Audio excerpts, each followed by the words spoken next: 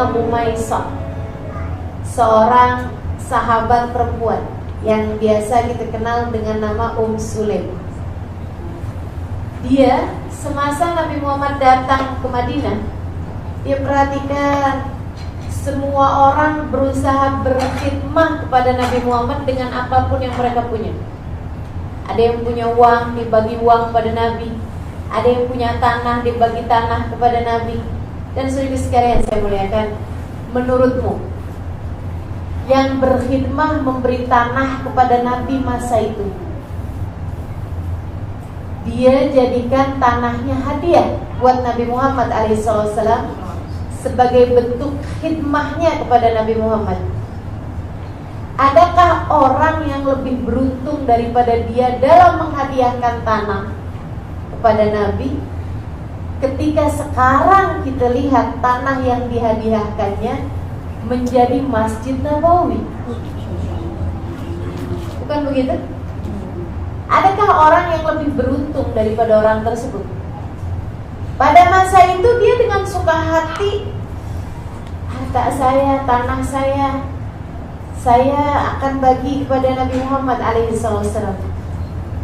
Dan begitu, walaupun mungkin dia pikir timbang-timbang, saya yakin setiap orang punya setannya masing-masing, punya godaannya masing-masing.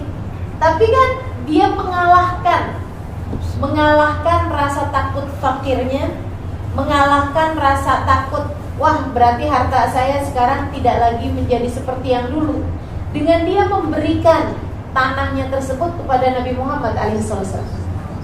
Akan tapi luar biasa sekali, in tansurullah yansurkum. Jika kamu menolong Allah Subhanahu wa taala, Allah akan tolong kamu. Teman-teman sekalian saya muliakan, Sulaim ketika melihat semua orang memberi hadiah kepada Nabi Muhammad, ada yang bagi kepada Nabi Muhammad kuda, ada yang bagi kepada Nabi Muhammad senjata, pedang, ada yang bagi kepada Nabi Muhammad baju perang dan lain sebagainya.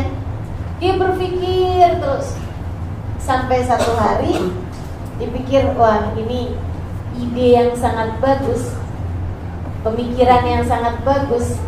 Dia kemudian ajak bicara anaknya Anas setuju. Kemudian pagi hari itu datanglah Sulaim bersama dengan anaknya Anas berusia 10 tahun kepada Nabi Muhammad alaihissalam. Sesudah mengucap salam dan bertanya kabar, dia berkata, wahai Rasul, saya tadi malam tak boleh tidur karena saya memikirkan, wahai Rasulullah, saya perhatikan sejak kedatanganmu ada begitu banyak orang memberikan kepadamu hadiah-hadiah. Ada yang bagi tanah, ada yang bagi uang, ada yang bagi perhiasan, ada yang bagi untuk dijual, maksudnya perhiasannya kemudian dilakukan apa yang Nabi Muhammad mau gitu. Ada yang bagi kepadamu kuda, ada yang bagi kepadamu pedang. Saya ingin juga ambil bagian.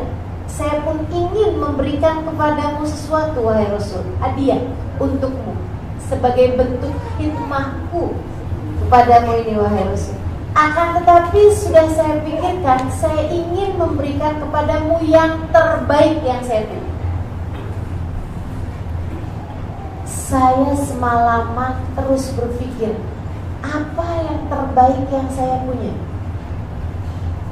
Saya mendapatkan jawabannya justru jelang pagi hari, wahai Rasulullah.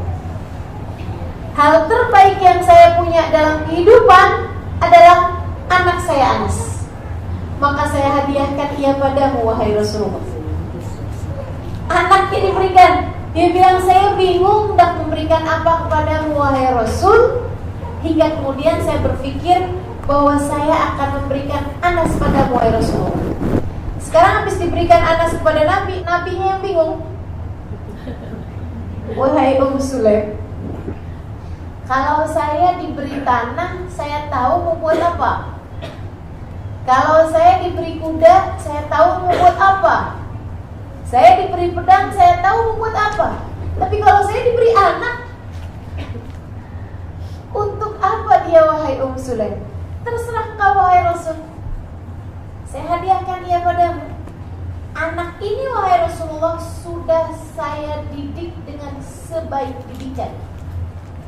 Dan dia adalah seorang anak yang cerdas, seorang anak yang menyenangkan, seorang anak yang patuh ketika diperintahkan. Wahai Rasulullah, ia adalah hadiah untukmu. Kalau kau perlu dia untuk kau bawa pergi perang, bawa ia pergi perang bersamamu wahai Rasul. Kata Nabi, kalau saya bawa dia pergi perang, pedang masih lebih tinggi daripada dia. Dengan sekali masuk pasukan dah habis ganas, gitu ya. Karena begitu muda 10 tahun. Kalau gitu terserah kau wahai Rasul, untuk apa aja.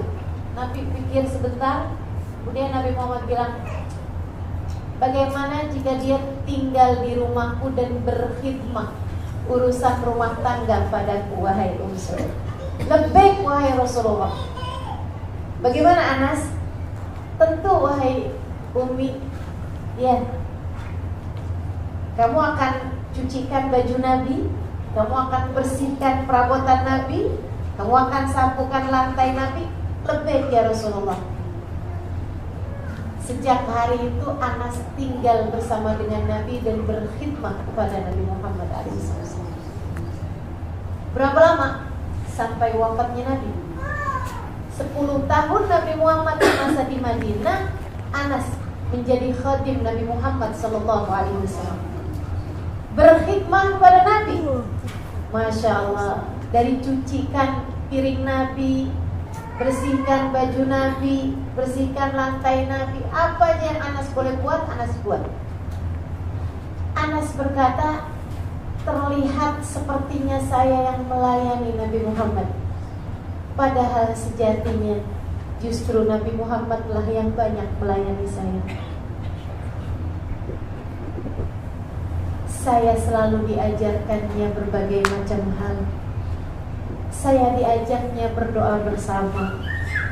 Saya diajaknya sholat berjamaah. Saya dibagi tahu berbagai macam hal. Saya dididiknya dengan seindah-indah didikan dan disayanginya dengan setulus hati, bahkan lebih sayang daripada orang tua terhadap anaknya sendiri. Intan surullah yansurkum. Kamu mau bela agama Allah, justru Allah nanti yang akan banyak membela.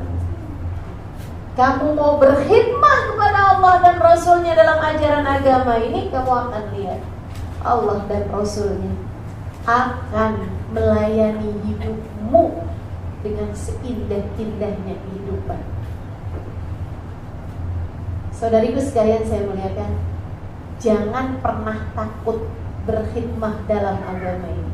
Apapun yang kamu boleh buat, buatlah. Buat tolong agama Allah SWT. Cuma Anas ini. Nabi kalau panggil Anas, ada panggilan kesayangan. Nabi panggilnya kalau tak ya bunai, wahai anakku. Kalau tak, Nabi akan panggil dia ya Unais. Artinya wahai Anas kecilku. Ya Allah, beruntungnya Anas, luar biasa. Ya Unais, Nabi Muhammad manggil, wahai Anas kecilku. Saudaraku sekalian saya melihatkan, Anas bercerita, khadamtu Nabi sallallahu alaihi wasallam 10 sinin. Ma qaharani wala naharani wa ma qala li syai'in fa'altuhu lima fa'altahu ya Anas. Wa ma li syai'in atrukuhu lima taraktahu ya Anas. Saya berkhidmah kepada Nabi Muhammad 10 tahun. Tidak pernah sekalipun Nabi bentak saya. Tidak pernah sekalipun Nabi hardik saya. Tidak pernah sekalipun Nabi memarahi saya. Luar biasa ya. Ini juga jadi cerminan kita dalam membesarkan anak-anak kita. Ini Anas budak buat Nabi Muhammad, khatim buat Nabi Muhammad. Sebegitunya Nabi tidak pernah marahkan dia. Kita kepada anak kita macam mana? Masya Allah. Kapan terakhir kali marah? Tadi pagi. Insyaallah. Tidak pernah sekalipun Nabi bentak saya, tidak pernah sekalipun Nabi marahkan saya, tidak pernah sekalipun Nabi berkata untuk sesuatu hal yang saya katakan, yang saya lakukan, kenapa kamu berbuat ini wahai Anas? Terhadap sesuatu yang saya tidak kerjakan, kenapa kamu tinggalkan wahai Anas? Tak pernah. Biarkannya saja saya melakukan apapun yang saya mau, apapun yang saya suka. Bahkan ketika saya berbuat kesalahan, pecahkan piring misalnya, pecahkan pinggan, kemudian keluarga Nabi ada yang hendak marahkan Anas. Wah Anas, kenapa kamu pecahkan? Nabi Muhammad berkata, da'u illam yuridillahu an yaf'alah lama fa'alah. Biarkan saja Anas, jangan kalian marahkan. Kalau piring itu tidak ditakdir Allah untuk pecah, dia tidak akan pecah, kata Nabi Muhammad. Indah perlakuan Nabi Muhammad alaihi wasallam. Saudara sekalian saya muliakan, dan hasil dari khidmah Anas bin Malik kepada Nabi Muhammad alaihi wasallam dalam masa 10 tahun itu menjadikan Anas ulama terkemuka, pewaris atau perawi hadis Nabi Muhammad alaihi wasallam terbanyak ketiga. Sesudah yang pertama Abu Hurairah dan yang kedua Ibnu Umar. Yang ketiganya adalah Anas bin Malik. Dari khadim Nabi Muhammad menjadi ulama terkemuka, saudara sekalian semuanya. Perawi hadis yang terbanyak yang namanya dikenang sejarah sampai dengan sekarang. Khadim Nabi Muhammad alaihi wasallam berkhidmah 10 tahun, dapat doa Nabi Muhammad alaihi wasallam yang sangat indah. Allahumma barik fi malihi wa waladihi wa barik fi umri. Ya Allah, berkahkan hartanya, berkahkan anak-anaknya. Padahal masih umur 10 tahun, belum nikah juga. Tapi Nabi sudah doakan, ya Allah berkahilah hartanya, berkahilah anak-anaknya, dan panjangkan umurnya. Umurnya dia pakai buat khidmah kepada Nabi Muhammad 10 tahun. Nabi doakan, ya Allah panjangkan umurnya. Hasil dari doanya Nabi Muhammad, Anas salah satu sahabat yang usianya paling tua. Salah satu di antara yang paling tua. Waktu meninggal dunia, beliau meninggal di usia 103 tahun. Berkat doanya Nabi Muhammad alaihi wasallam, meninggalnya di usia 103 tahun. Sampai Anas mendapati masa yang panjang dari masanya sahabat sampai ke masanya tabi'in. Jadi sekalian, sampai di masa-masa akhir hidupnya Anas mendapati orang-orang sudah sangat berubah dari masa hidupnya Nabi Muhammad alaihissalam, di mana ulama-ulama banyak berdebat.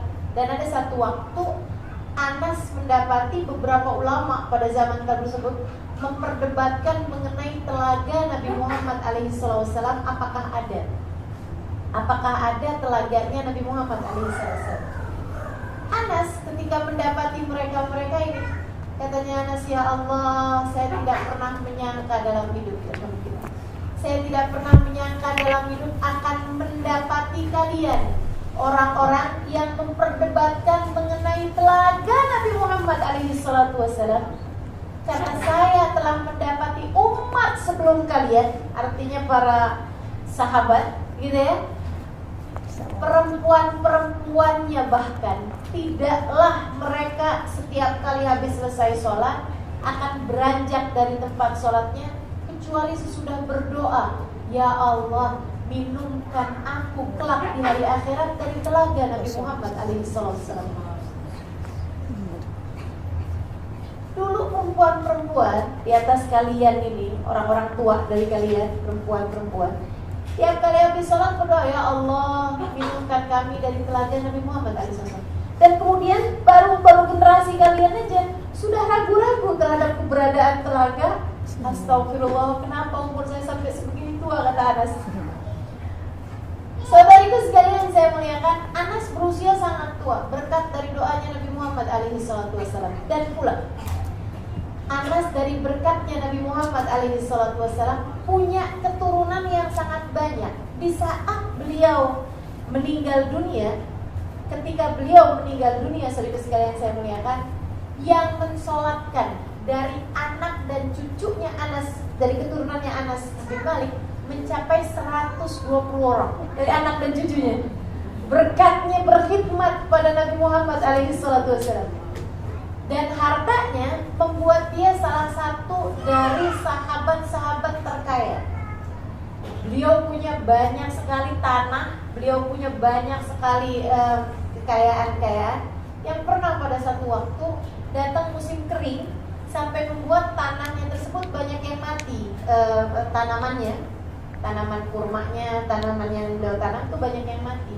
Orang mengadu kemudian kepada Anas, pada tuannya nih, budaknya mengadu padanya, dia bilang, banyak tanamanmu yang mati tuan. Anas bin Malik pergi ke tanah tersebut, dia lihat memang tanahnya banyak yang pohon-pohonnya mati. Dia angkat tangannya, dia bilang, ya Allah, dulu Nabi Muhammad pernah mendoakanku agar engkau memberikan keberkahan kepada hartaku. Ya Allah, ini adalah hartaku, aku mohon tampakkanlah keberkahan dari doa Nabi Muhammad SAW untuknya, untuk tanah ini, untuk harta ini. Ya Allah, turunkanlah hujan. Subhanallah, turun hujan hanya pas di lahannya Anas saja. Yang lain-lain tak diturunkan hujan. Khusus untuk tanahnya Anas saja Allah Subhanahu wa taala turunkan hujan di atasnya. Masya Allah, Masya Allah. Luar biasa sekali saudara sekalian, hasil dari khidmah kepada Nabi Muhammad SAW. Bersama dengan itu semuanya, Anas bin Malik sering kali berkata, aku menunggu datangnya satu hari di mana aku akan kembali lagi berjumpa dengan Nabi Muhammad, dan aku akan berkata padanya, bukankah kau tidak pernah lupa kepada pelayan kecilmu Unais ini, wahai Rasulullah? Khidmahnya kepada Nabi Muhammad berbuah banyak hal dari sejak di dunia sebelum kelak di hari akhirat pastinya. Maka sekalian saya muliakan, jangan enggan, jangan takut untuk berkhidmah di jalan Allah Subhanahu wa taala dengan apapun yang kau punya. Punya harta, jadikan buat khidmah di jalan Allah Subhanahu wa taala. Ada banyak orang-orang yang mau belajar ilmu agama tapi tak ada uangnya, kan? Ada banyak para pengajar-pengajar agama, misalnya para pengajar Al-Quran dan lain sebagainya, yang tidak memiliki cukup tunjangan dalam kehidupan mereka. Bantu mereka saudara sekalian, bantu jalan agama ini, bantu. Yang punya ilmu, bantu dengan ilmunya. Yang punya kecerdasan, pakai kecerdasannya buat ajaran agama Islam ini. Jangan pernah takut saudara sekalian, jangan pernah